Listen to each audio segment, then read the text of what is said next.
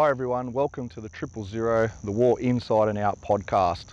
This is where police, fireys, ambulance officers, doctors and nurses have the opportunity to share their experiences of what it's like on the front line. If you are battling post-traumatic stress disorder, please watch or listen to this on Spotify and YouTube with a support person. If you are in immediate danger, please contact Lifeline 13 11 14.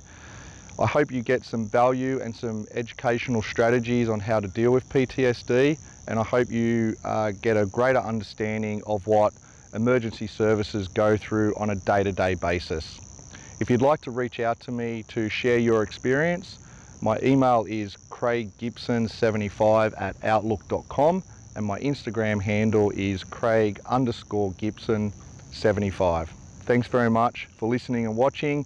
As I said, it's available on YouTube and Spotify, and please reach out to us if you need any help whatsoever. Thanks very much, guys.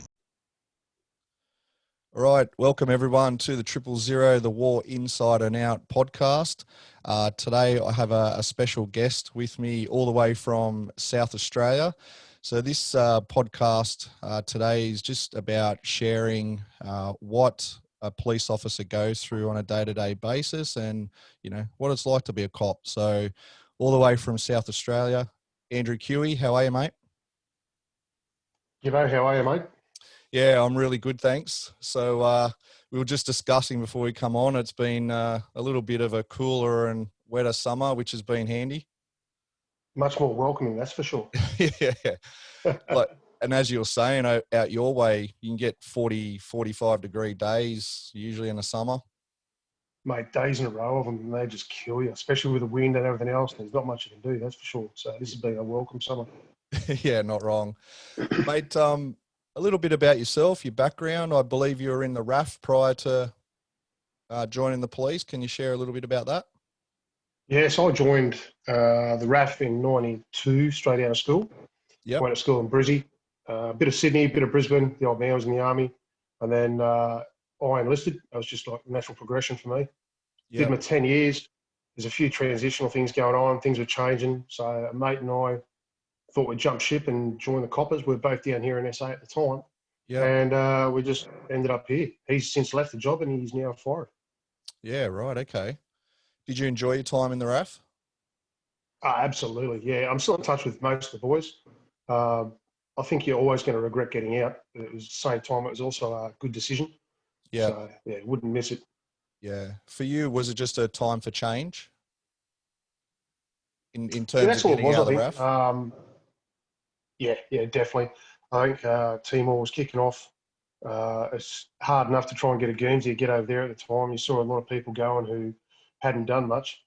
So it was just then, well, bugger it. Mate I enlisted with to come to the coppers. He said, look, why don't we do something for real? And we'll give the coppers a go. So we walked in and here we are. Yeah.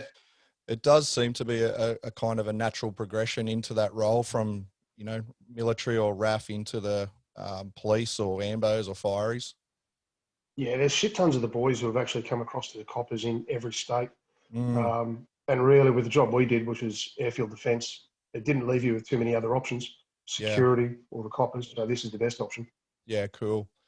Mate, sorry, what year did you join the police? 01. Yeah, right. Okay. Yeah, straight out of the Air Force and into the coppers. I had a weekend off. That was it. Yeah, and still going today. Yeah, mate, 20 years coming up. It's pretty crazy. How does that feel? 20 years in the job? Just as an overview. Sorry? Can I swear? Yeah, cool. Abso-fucking-lutely. Makes me feel fucking old. But then at the same time, I mean, you look around and you don't feel any older than the young ones coming through, except in attitude maybe. But 20 years, man, that's gone fast. Yeah. I'm sure a lot has happened in that time. So whereabouts are you now? Just are you metropolitan or are you country? Yeah, I'm country now on highways. Okay. Can you just give us an overview of the last 20 years, sort of what stations and units you've been in? Yeah, when I first got out, they sent me up to Mount Barker, which at that time was a very quiet station. Okay. I spent lucky to spend 6 months there. And I said, look, I'm not going to complete my probation book. I need to get out. So they sent me back down to Adelaide. Yep. Worked Norwood in the city in Yep. the watch house. That was a really good experience. Mm-hmm. It was about that time I had a pretty bad bike crash in '03. I was coming home after night shift on overtime, and I fell asleep on the motorbike, came off, Oh, broke both of my legs. So that took a bit of time recovery, and I went into comms or dispatch yeah. for Okay. about 18 months. That was good. How was that time for you mentally? Very hard. The crash itself caused a lot of stress for Yep. both myself and the wife because she was pregnant at the time. We were just building a house, and I was told, look, this has got nothing to do with work. You're on your own, sort it out. So I was very lucky. I had a lot of long service leave from the RAAF and everything else, sick leave.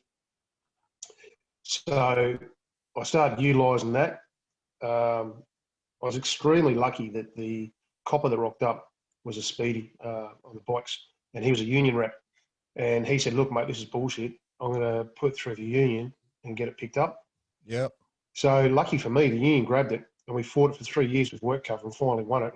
So I got everything back. I was looked after. I managed to get into comms and get some shift work going where I could sit down and get the money rolling again. Yeah. I spent 18 months of my recovery time in there so I could get back out on the road. Wow. So it's good. What were your injuries, if you don't mind saying?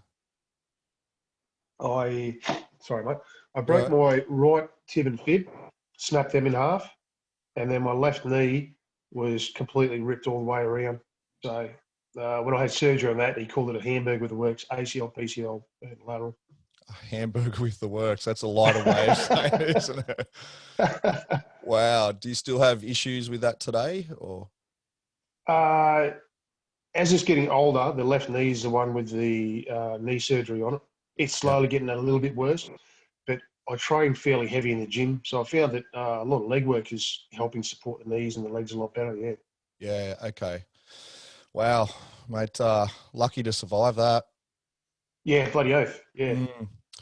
Mate, what was your first impressions of policing?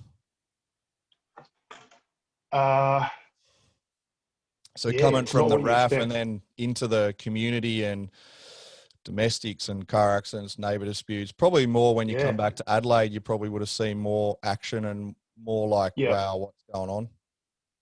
It's never what you expect. It's not the movies. It's not what recruiting make it out to be or the pamphlets or anything else. It's in your face. It's the smells, the screams, and everything else. The domestics are crazy. You think that you're going to be able to walk in and sort this out. You might be able to arrest one. Next, you know, the missus is on your back, scratching and biting. You're thinking, Yeah, hang on, this isn't the way it is. But car crashes, man, the same. You know, it's nothing like TV, that's for sure. yeah, yeah. I think what TV doesn't go into a lot is having to deal with the families after the event. Yeah, Um, that's the worst thing, I think. Um, it's dealing with the families, and I think I'm lucky because even on highways now, if we go to a fatal, major crash will arrive, so they'll deal with the families and the aftermath as much. You can be sitting there with a fatality for 3, 4, 5 hours, depending on where you are, or you could even be sitting there having to deal with that last person's final breaths as they're looking to you for help, and that is the one thing that'll always stick with you. yeah, yeah. I think every cop in that is one will really resonate with that and how difficult that can be. Yeah. I Yeah. think the biggest wake up call when you first join up is always that the uniform isn't a Superman suit. Yes. It's, they're not going to listen to you. They are still going to take a swing. But once you Yeah. get over that, you realise, oh shit, the job's real. Yeah. I remember being bulletproof once put that uniform on, and you quickly get a reality check, don't you? Oh, absolutely. Yeah, that's it. Do you remember a job where you first went to that was shocked you or was surreal that, okay, I'm a cop now Yeah. and wow. It was probably the one that drove me to get into traffic and highways. It was fatal at Norwood. A young girl and a bloke, he just picked her up at a club fairly late at night. He was driving her home and he wrapped the car around a Stovey pole, telegraph pole. So he was drunk. The first thing, we were on scene really quick. He was out of the car on the phone to his mates, making sure they didn't tell his girlfriend. And meanwhile, we've got this young girl out of the car. I'm holding the IV bag for the ambos as I've got her down to her underwear, and she's dying in front of you. And the injuries weren't too much to look at. You could just see her belly growing with the internal bleeding, and the life just goes, you know. So Yeah. you're sitting there helping that, and you just go, you know, this is bad, Yeah. horrendous. And then you got this bloke more worried about himself than anything else. Yeah. Because they've just met, so there's not that connection between them. That's Yeah. it. That self-preservation kicks in. I'll just look after myself. Yeah, mate. Yeah, yep. Mm. Does that still sit with you today? And how do you manage if that does? Yeah, that's. I think you never forget any of those jobs, Yeah. especially with the RAAF fatalities and that. You'll remember just about all of them if you want to. I always remember that one. That was probably my first full-on one. Yeah. So, and I always reflect back. I try and use that as an example when dealing with people. Look, slow down. Don't be an idiot. Don't drink and drive. Don't do this and this. So, yeah, yeah, Yeah. Yeah. Great. Um, you mentioned about that was the reason you kind of went into traffic. yep. Was that so that affected you, so you just wanted to be in a role that you could have some influence over driver behaviour? Definitely, mate. I think that's what made me realise that more innocent people and lives are changed from just driving than anything else. And it's the errors that people make every day that can cause the fatalities.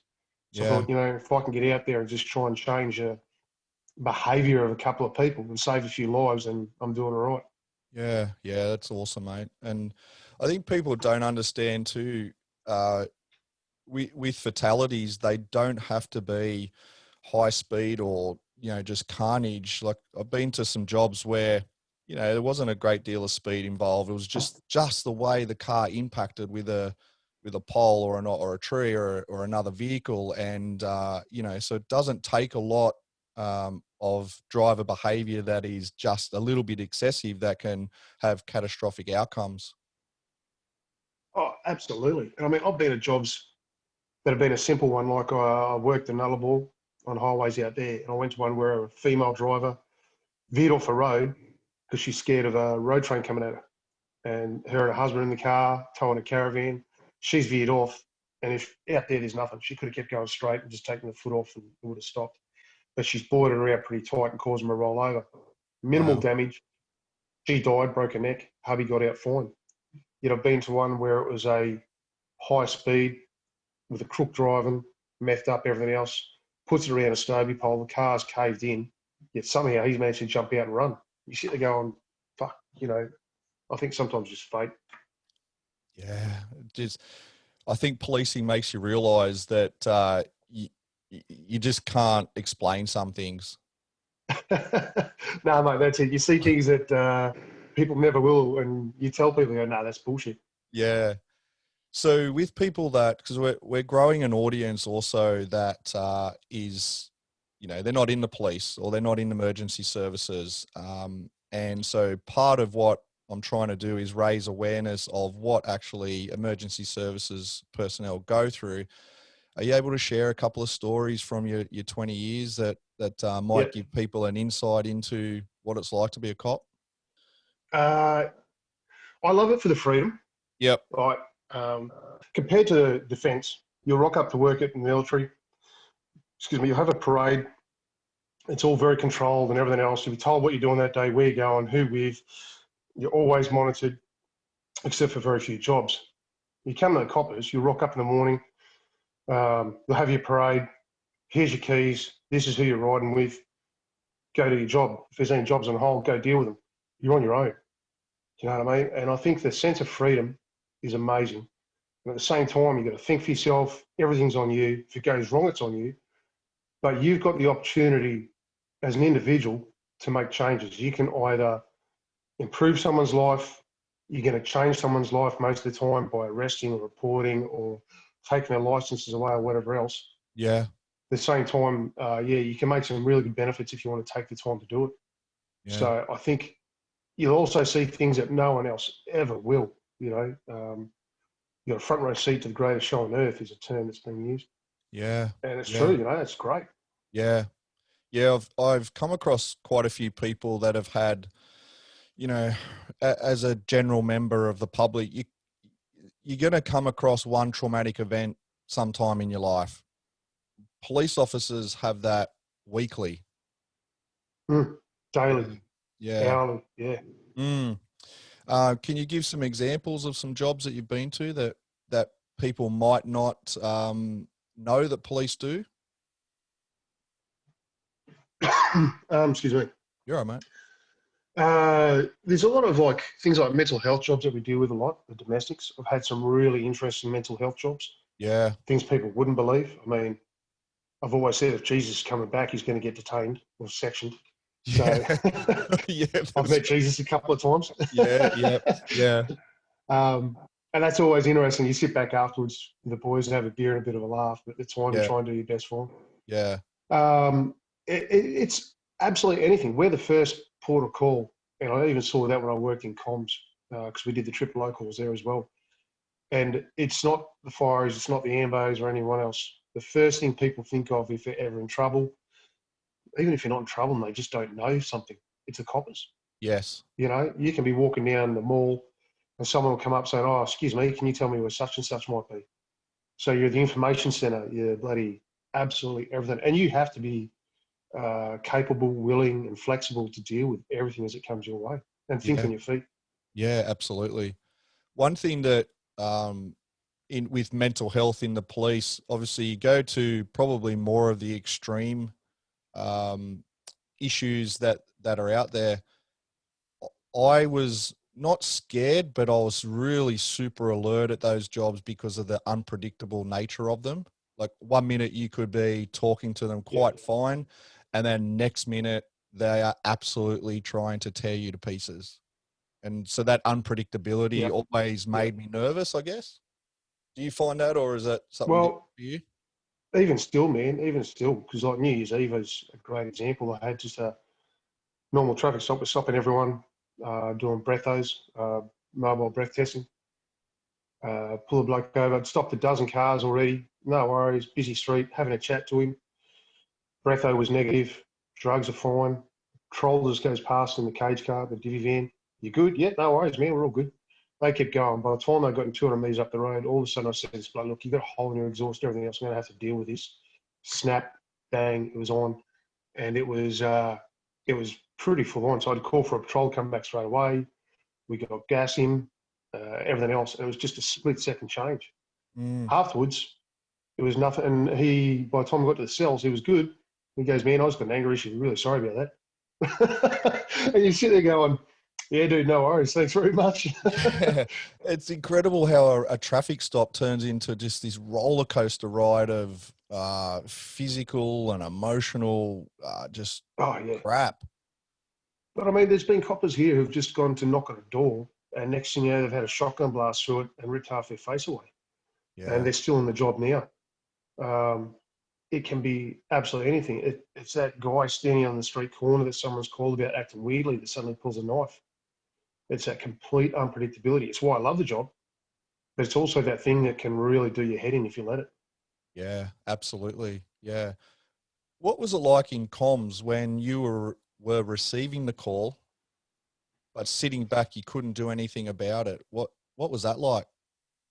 Um, that got intense. There was a few times there because you're in trip locals or you're doing dispatch on the radio. On the radio, it's okay because you can try and help them as best as you can. But at the Yep. same time, you're useless. So you're sitting back and you can hear the patrols fighting or whatever else, and you're going, shit, shit, shit. Um, I remember even in comms, I had a call come through. You pick it up, and the first thing he said is, "I shot the prick. If he fucking moves, I'll kill him." I'm like, "Oh, fuck. Right, no worries." So the next 3 hours, we're on the phone. I'm chatting to this guy trying to get it sorted. And he was either drunk, messed up, or whatever. He was over at mate's house, woke up. He reckons his mate had lost his shit, so he shot him. There's two kids in the house. And you're on the phone trying to get that resolved and trying to work through what's going on, put all the info on the CAD for the patrols to get there. I think the worst part about that one was he was in a pretty remote area. Mm. And Starries, I think you call them TRG, are trying to organise their staging and doing their job. And you sit there going, mate, he's going, where are the coppers? Get him here, get him here. I said, mate, coppers, hey, you can get fucking pizzas quicker than a copper. So you just got to, try and work with situations, but they get really intense. Even there, they were good. Yeah. Did you find it a different mental stress because you're, I guess, in comms, the aftermath of those calls, you've got to kind of visualize it yourself. Like there's almost like an imagination you put to, like you're getting the call and you're actually then trying to visualize what's happening, as opposed to going to the job. You can see exactly what is happening and what you need, what resources you need. Is there a different stress to that, or did Yeah, you definitely, find a man. difference in that? Massive. Because I think if you're on the job itself, you can have um, the job finishes for you. So you'll be chatting with a mate afterwards or whatever else. You can debrief about it. You know it's been fixed and how it's been fixed. Whereas on the calls or the radio, like you said, it's all mental. So you're only imagining what's happened. Yeah. Once the job's finished, you're on to the next one, and you're still thinking about that last one. Holy shit! I hope they're okay. If you can, you try and get a message if you know them. But it was constantly sitting there going, "Oh shit!" And then you question yourself, "Could I have done something better?" A good operator up there can make a big difference. Oh, So yeah, definitely. absolutely. And plus, you're stuck inside, man. It's a well-lit room, but there's no sunlight or fresh air, so that makes a big difference too. How long were your shifts in comms, and how much break would you get? They were 10-hour shifts except for nights, which was the standard 8. Yep. Uh, and you had, I think it was 15 minutes every now and then and a half-hour meal break, but it was all scheduled through, so you couldn't just get up and go. Yeah. Sorry about the questions with comms. I'm really No, curious. man. Yeah, yeah. How many calls would you get a day, roughly? Or That'd depend. It could be you'd have quiet days where you're sitting on the zeros and you're only getting one or two calls, and that could be Mavis down the road whose cat's been playing up again, or the neighbours yeah, loud music, to, you could be inundated with constant calls and really losing your shit and pulling your hair out. yeah, So it's just up and down, It can be great. You got your feet up, there's no paperwork, everything yep. else, but it can be full on when it wants to, yeah. Wow.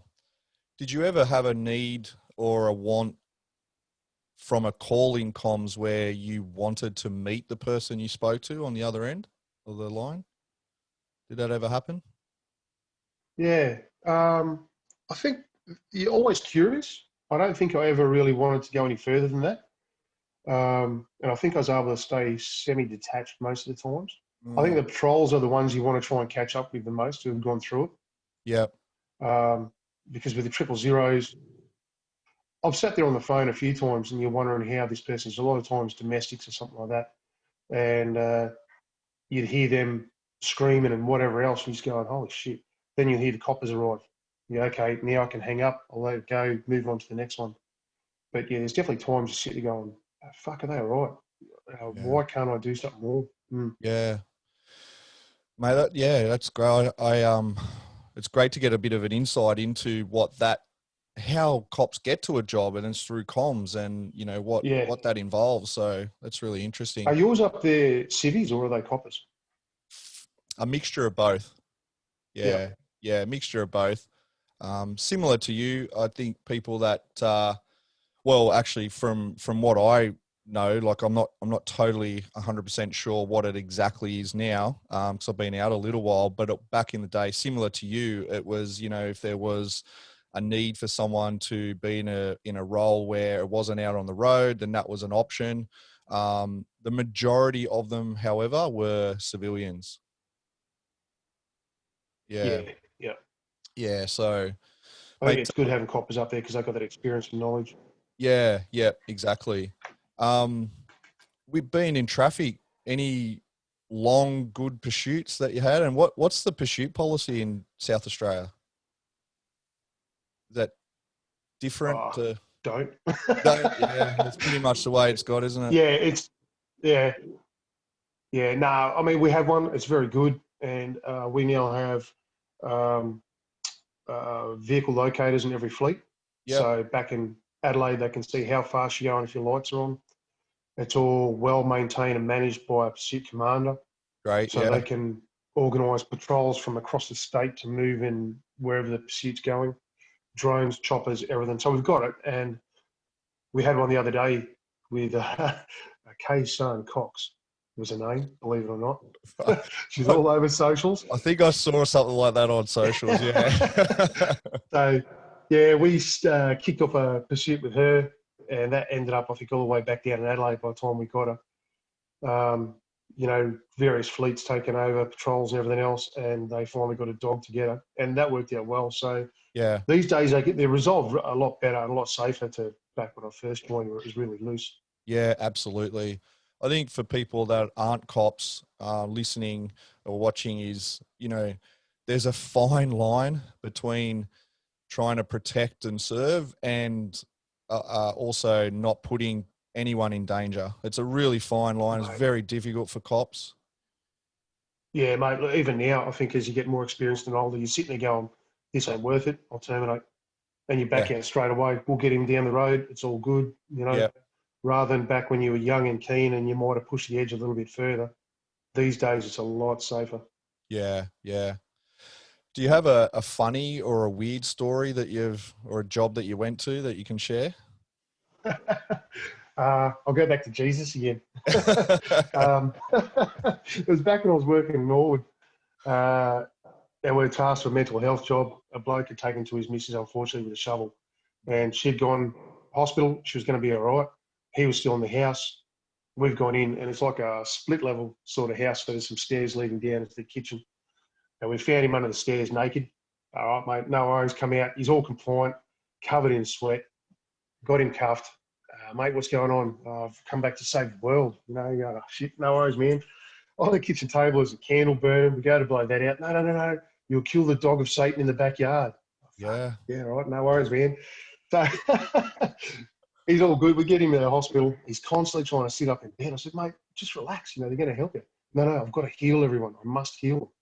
Like, dude, just relax. Otherwise, you're going to put doctors out of a job. He said, my son, you're a wise man. And after that, he just relaxed. No worries at all. He was good. You're a wise. So, yeah, no, you get some good ones. Yeah, absolutely. And that's what, you know, mental health, it is so unpredictable, and you can have a funny and a really good experience and you can get them help, but then you can have situations where it just really goes pear-shaped and you can't predict which way it's going to go. No, they're the hairiest ones you're always going to go to. Yeah, mate. I'm actually, I don't know if you're aware of it, but I'm going to talk a lot more about this later, but Beyond Blue have put out a national survey called Answering the Call into the mental health and well-being of emergency services.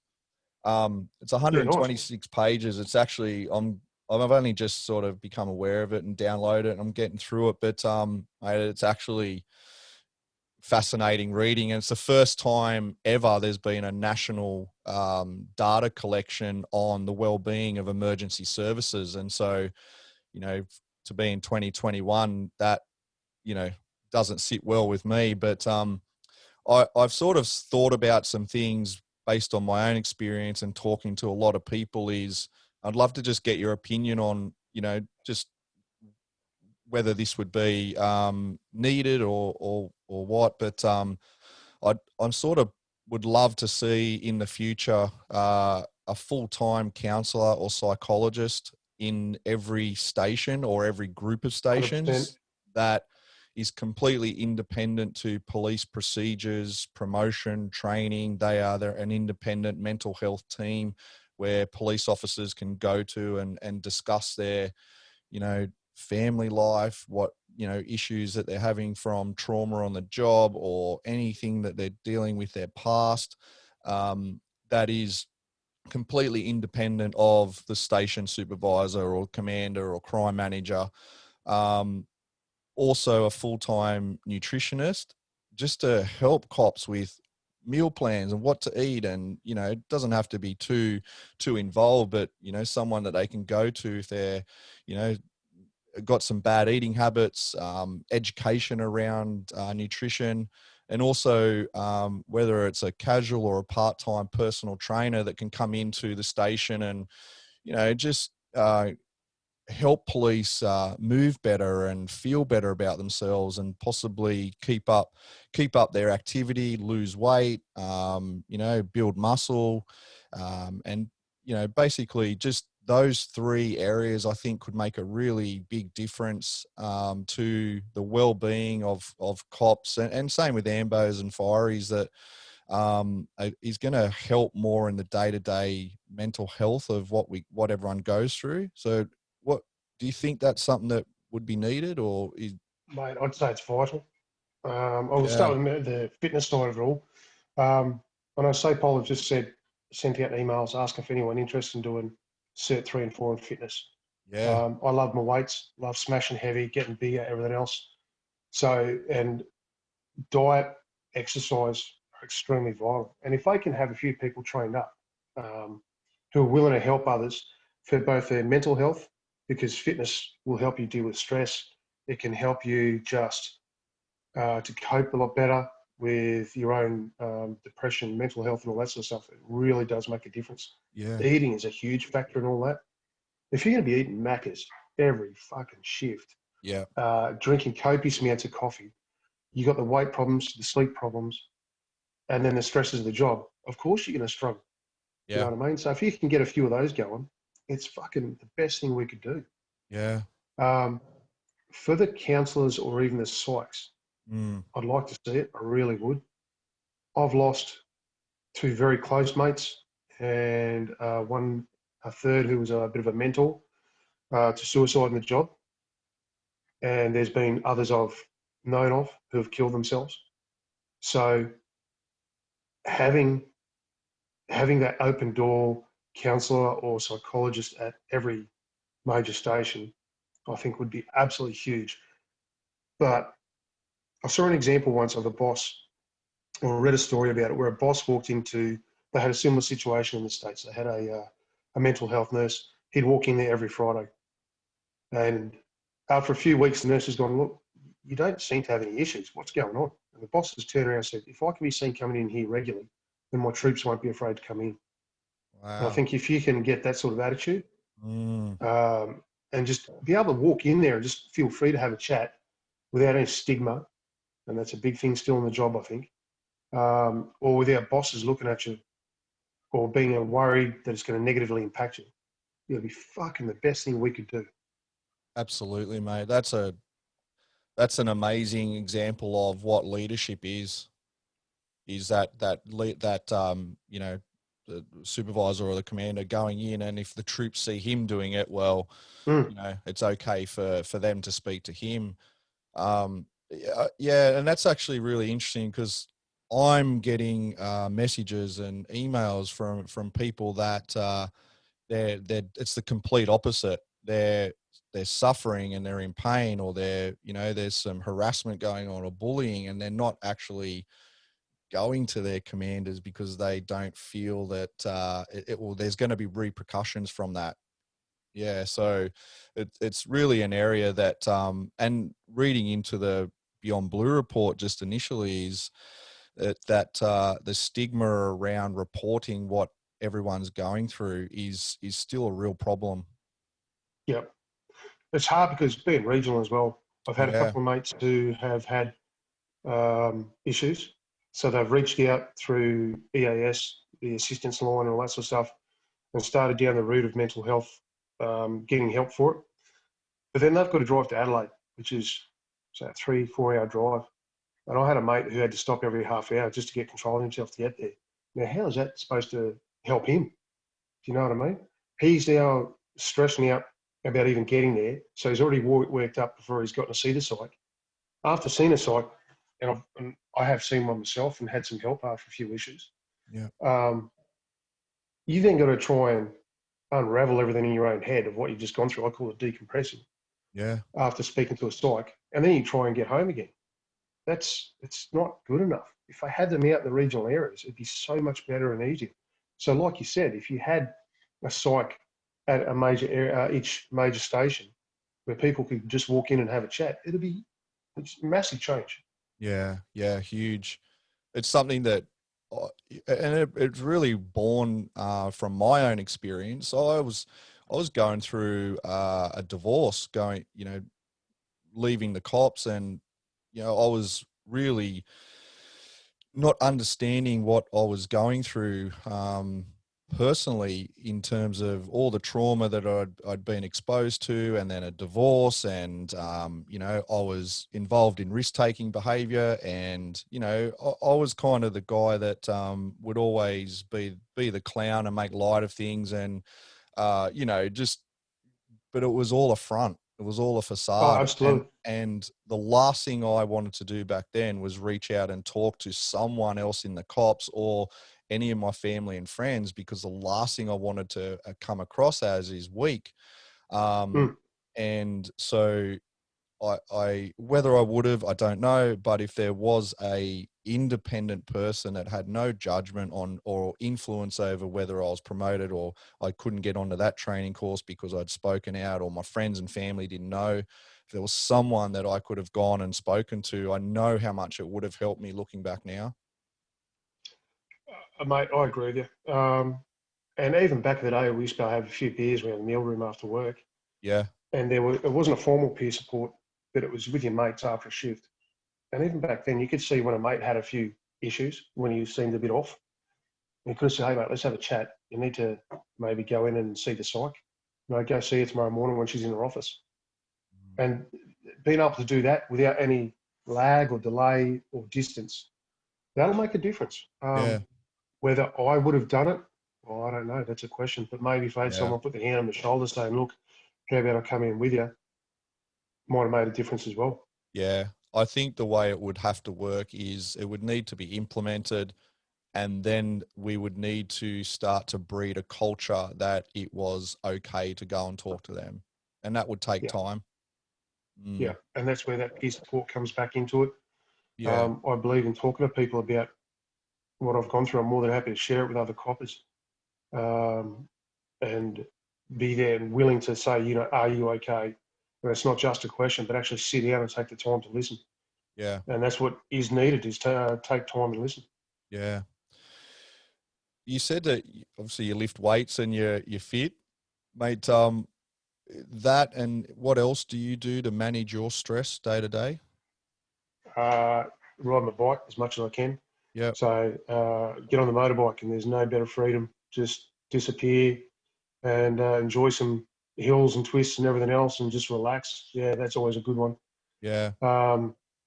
Spend some family time. That's always a bit hard, but and just some downtime on yourself as well, which is good. Yeah. Shift work at the moment. What shifts are you on, and what they're We're what? lucky, man. Highway patrol don't do night shift. So, but we do some long ones. South Oz is all 8 hours. I think they're looking at changing that. There's trials going on now for different shifts. Yep. But we don't do nights now as highways. We do later shifts. We can work till 2 or 4 in the morning. But we get a lot of overtime for RBTs and things like that in the highways. Highway patrol just to extend you out so you're out and visible. So we could work up to 10, 12-hour shifts sometimes. Yeah, so it's not too bad. Yeah. Okay. What's it like when you're potentially on your own out in those regional areas or out on the Nullarbor? What's that like?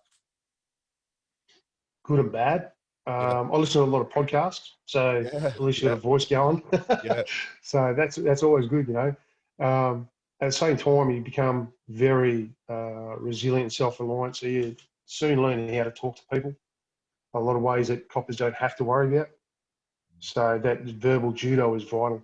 Yeah. And you're thinking on your feet constantly. And there's times where you go, I'm not going to deal with this guy here. I'll deal with him down the road because it's about 200 k's to the next station. So it's just, you just deal with things a little bit different. Yeah. I do miss sometimes going tour just for that laugh and the camaraderie. Yeah. Definitely. But we still have our group sessions where we'll go out and do some big truck stops and things like that, and all the boys are together. And that's when we have our laughs and a bit of fun. So it's good, yeah. Yeah. You keep that camaraderie going when you get those groups together. Definitely. Yeah. Mate, is there a time in the cops or a job that you've been to that has made you proud to be a police officer? Yeah, we were speaking about this earlier, weren't we? Mm, It changes, from when you first join. I think just putting the uniform on made you proud. Just locking up that crook made you proud. I think now, if you can take 5 minutes and speak to someone and just get them to change their mind in regards to you as a copper, although we're never individuals, people always see us as a whole. So if you can just help someone change their attitude or mind a little bit towards coppers and go, you know what, maybe it wasn't a cunt. Maybe they are okay. mm, You know what I mean? Then that makes me proud these days. yeah. So, yeah. Yeah, and that's all part of. I know that I listened to your episode on Blue Falcon Radio, which is the American police podcast, and Yeah.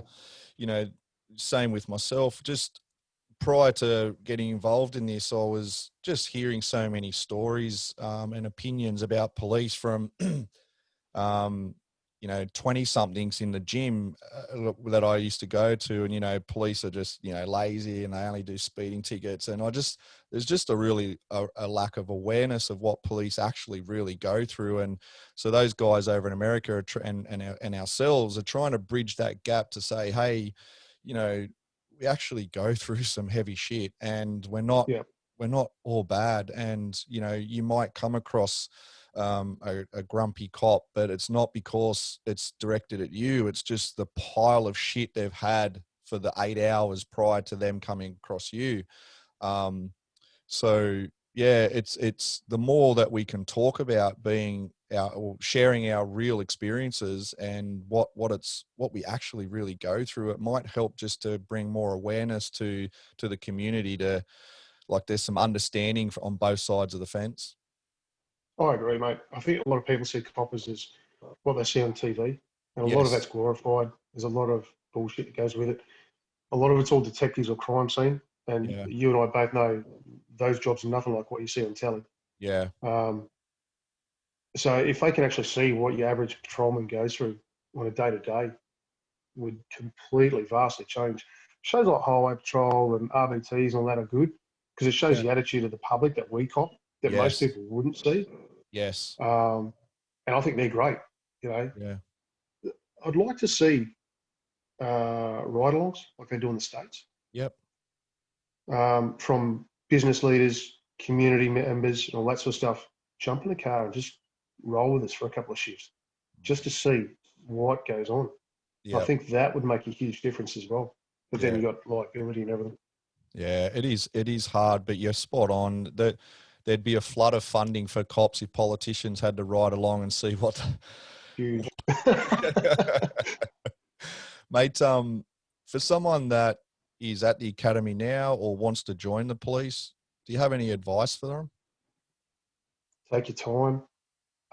Ask a shit ton of questions before Yeah. you go in. Don't be afraid to walk up to coppers and be genuine and ask them what it's all about. Um, don't go in there with, how do you put it? Don't go in there expecting to change the world because you won't. You might be able to change your life, but you're never going to change the world. Definitely do it, but don't get stuck at one station. Try a bit of everything. Remember, I think, so a lot of people go in there, I see them when they come out on their out phases. The first thing I ask them, what do you want to do? Oh, I want to be a starry, or I want to be a detective.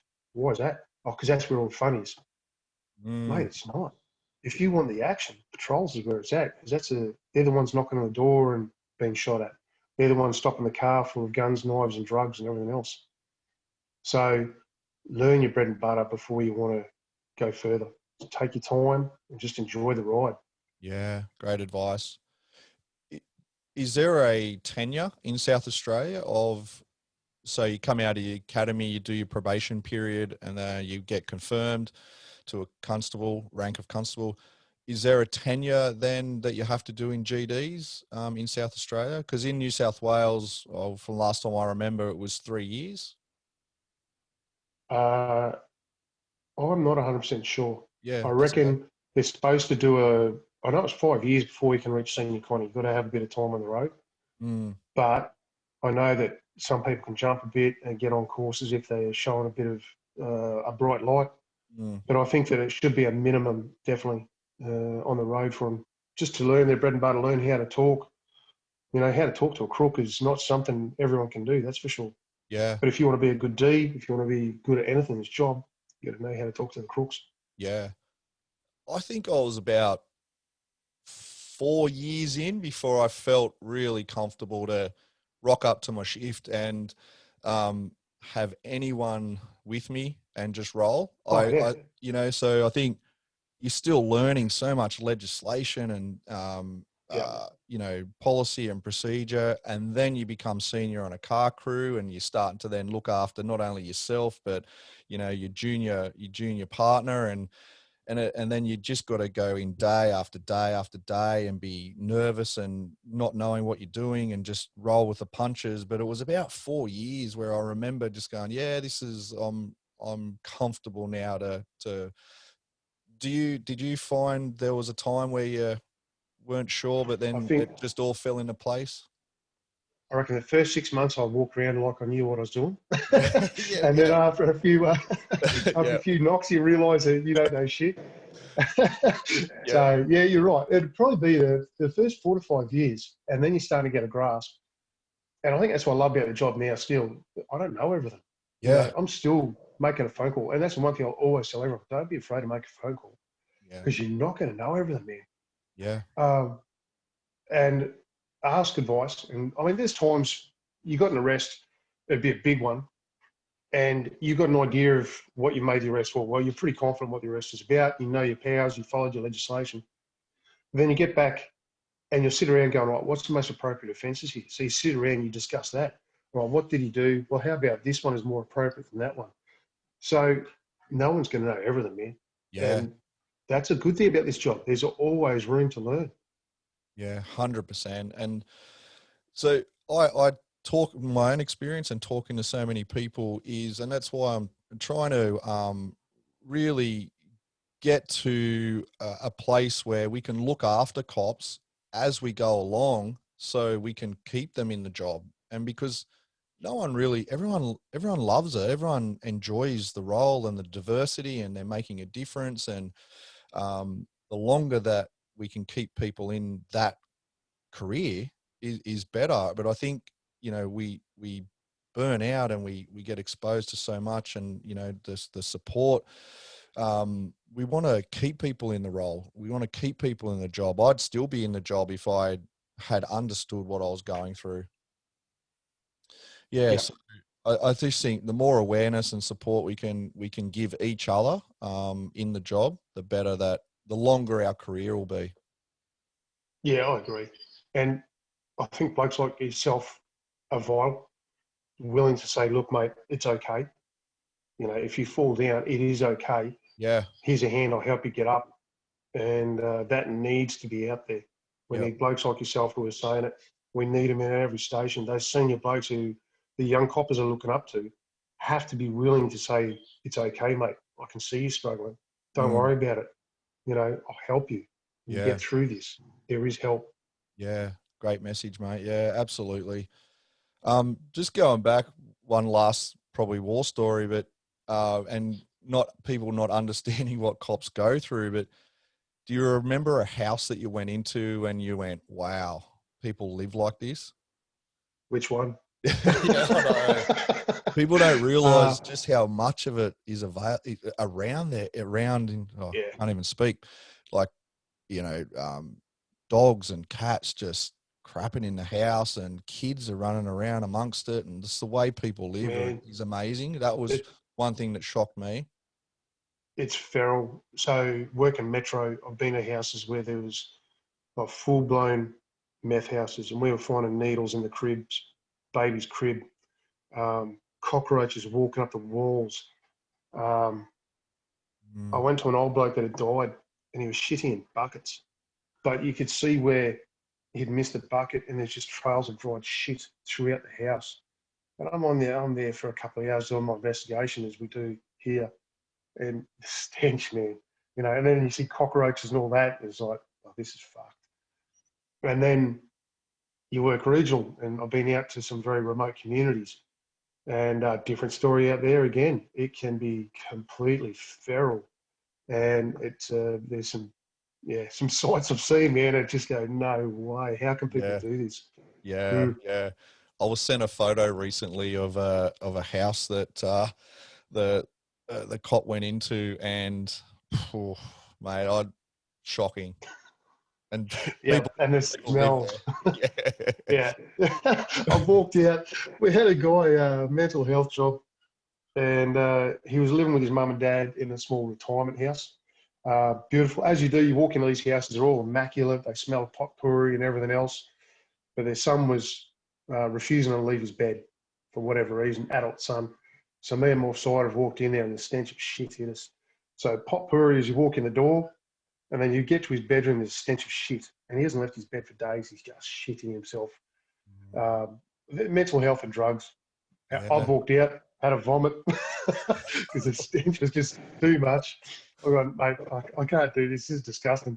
Your side has walked in, thrown a cuff over him, just dragged him throughout the house, got the hose out, hosed him off, gave him the hand hose. But fuck me. Yeah, and Yeah, that's a great example of what cops fucking do that people yeah. have no idea goes on. Nah, man, they don't. And I think if you had that as a recruiting video, no one would come. Oh, 100%, mate. It's definitely a unique job. The diversity is just crazy. And yeah, mate, the more that we can share our experiences, the better. You've lost two friends to suicide, Yeah, and another person that you knew, and I have as well. And I was asked this question on a podcast with Blue Falcon Radio recently, and I thought it was good. And sorry to put you on the spot, but no, man. if you've got a colleague or a police officer or ambo fiery, someone listening to this that is really struggling at the moment, and they're not turning to anyone, they're keeping it all insular, and they're getting to a really bad place, do you have a message for them? You've got to reach out. I know it gets dark. I've been through it myself. Um, and that dark road gets easy to walk down sometimes. Mm, And I think it is easier to walk down the dark path knowing where it's going to lead than it is to reach out for help. So I think it's just trying to find that inner strength just to reach out to one person. It's all it's going to take to reach out to one person and say, mate, can you come over? I think I'm in trouble. Um, I know one of my mates, he planned it. So I think we could have helped him. Whereas my other mate, Miki, he did it over air. He did a Facebook post, did it over air, and then killed himself. So when it's blokes like that, I don't know how we're going to get to those boys, because that's sitting in a dark place for a long time without anyone knowing, or I don't think they realise either yeah, until it just happens. yeah, But yeah. definitely, you just got to reach out to that one person. It's Mm. all it takes. Thank you, mate. I really appreciate that message, and yeah, really, yeah, well put, mate. Everything going well in your life in the next 3 to 5 years? What does it look like? Yeah, nothing changes here, man. Hopefully, The good living the times dream. roll. Yeah, Yeah, that's it. Yeah, yeah. Might upgrade the motorbike if the wife lets me. yeah, yeah. Nah, man, I don't plan on changing too much now. I'm at the point where I'm pretty happy with the way everything's going. So yeah, it's good. Awesome. Awesome, mate. Well, we've messaged about next time you're in Sydney, we're going to catch up for a beer. Beers Or up are on, to, man. yeah, mate. You're friends with Ian Rawson, I believe, from Warfighter Tic Tac, Coffee. Or you certainly am, know mate. him? Yep, we served together in the Air Force. Yes. Mate, the legend. He sent me some bags of beans and grounded coffee. So what we're going to do for each episode is pick a person at random, and we're going to send them a bag of beans and some grounded coffee on behalf of Warfighter Coffee. And just he's been a great supporter of what this is. You know, I mean, you might know a little bit more about his story, but he's up there, got a cafe in Townsville, I believe, and distributes from Yeah. Queensland. Um, and he's on a, retired from the military, but he spends all of his time and energy in coffee, because I think that's his passion. And the proceeds from that all go back to mental health programs for first responders and military. So, yeah, I'm really appreciative of his support. Yeah, mate. Ian's done such amazing things. We're in the Air Force together, and what he's done with that company is awesome. Yeah. And he's getting so much support for it, and he's giving out huge amounts of support for both first responders and a lot of the military guys. It's really good. Yeah. So if you love your coffee, just check out Australian Warfighter Coffee. Give them some support. Best coffee going. Yeah, absolutely, mate. Yeah, might wrap it up there, and really appreciate your time, Quey. And sorry about I forgot about the time difference between us. That's all right, Gibbo. I'll make it up to you next time, mate. Yeah. Queensland will take you out the state of origin. Oh, cool. Mate, it's been New South Wales supporter. It's been a depressive time the last 15 years. Depressive. Yep. Mate, I'm a Queenslander living in South Australia. You can imagine how I feel. Yeah. Well, mate, thank you so much. Great insight into what police go through. And, as time goes on, hopefully we can do this again and keep sharing our experiences. And, mate, really appreciate your time. Thank you. Thanks, Gibbo. Look forward to it, mate. All right, Keep mate. up the good work. Stay on the line. I'll say goodbye.